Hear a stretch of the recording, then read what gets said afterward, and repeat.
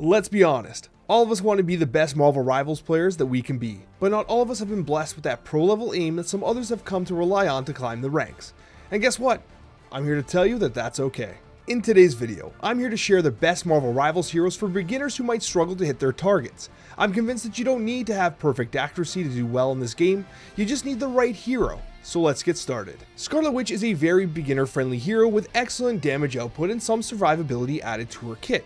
Most importantly, she doesn't need you to have insane accuracy to do serious damage, especially when you're starting off and climbing ranks. Her standard attack has a massive auto-targeting range that only requires you to aim in the general vicinity of the enemy that you wish to attack, causing her to attack the closest enemy within range. As you build up chaos energy charges, her secondary attack fires a projectile with a larger than normal impact radius. And perhaps most famously, Scarlet Witch's ultimate, Reality Erasure, has a 15-meter radius that does massive damage to enemies caught within its blast. With this ult, the hard part is staying alive for its 4-second cast timer, not the aiming. Squirrel Girl is another duelist that is great for Marvel Rivals players who struggle to hit their shots. Her primary attack, Burst Acorn, does AoE damage and can ricochet off the environment, potentially giving missed shots a chance to hit, well, anybody. Well, naturally what you're going to want to do is as you get better, you'll learn to use these bounces to your advantage, but overall the AoE component of the attack does make it easier to at least do some damage. She also has a kit that's relatively straightforward, with her primary combo being one that resets her cooldowns so that she can reposition and lock down additional enemies. Like her acorns, her ultimate is forgiving in the aim department as well, as the squirrels will happily bounce around and strike additional targets. Similar to Squirrel Girl, Iron Man is another duelist that offers Marvel Rivals players with a high damage DPS that is forgiving in the aim department. Iron Man's primary attack, his repulsor blasts, are slow-moving projectiles that do area of effect damage. This means that doing damage as Iron Man is slightly more forgiving, especially when you consider that his secondary attack, Unibeam, allows you to track and sweep damage across your targets. Most notably, Iron Man's ultimate, the Pulse Cannon, deals damage in a massive area of effect, making it almost unnecessary to have pinpoint aim. You simply have to do your best to position the blast in a way where it hits the most enemies as possible. If you really can't aim at all, you could consider a melee duelist as well. Heroes like Wolverine and Magic are incredibly fun to play, and they're easier to pick up than others like Iron Fist or Black Panther. Either way, if you'd rather get up close and personal with your opponents, you've got a number of options in that category as well in Marvel Rivals. Let's break down a few Vanguards that would be ideal choices for you as well. Doctor Strange is a great option for players looking to tank without having to worry about aiming. Of course, you'll have to aim his barrier, but that thing's as big as a barn, so that shouldn't be much of an issue at all. As for dealing damage, while his primary attack is a ranged projectile, his Maelstrom of Madness is an area of effect burst that shoots out 8 meters from his cloak. The catch is that you gotta charge the cloak with the dark magic, which you generate from your ranged attack, but thankfully the projectiles are slightly larger and easier to land. And of course, Doctor Strange's ultimate is a massive AoE ability that's a teamfight winner.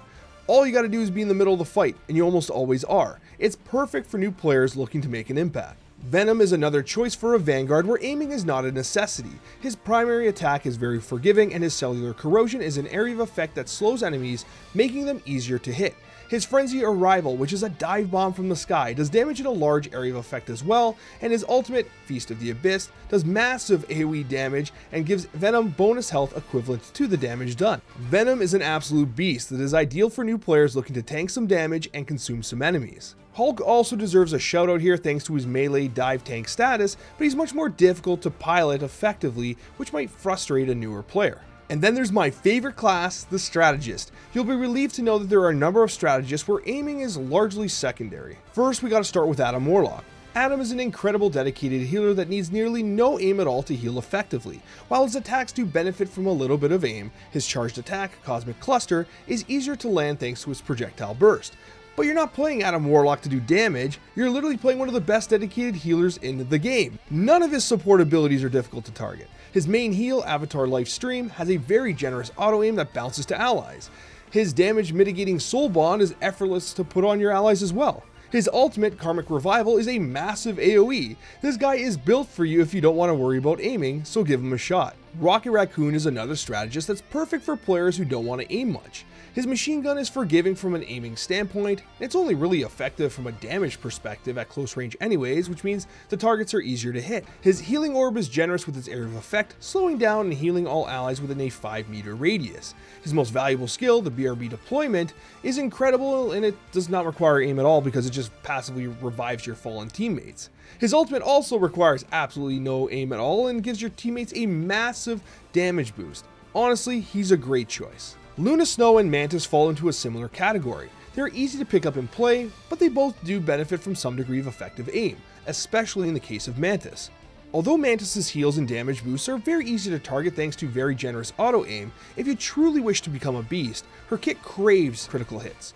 Every critical hit restores a life orb, allowing you to boost and heal your allies quicker than strictly off of cooldown.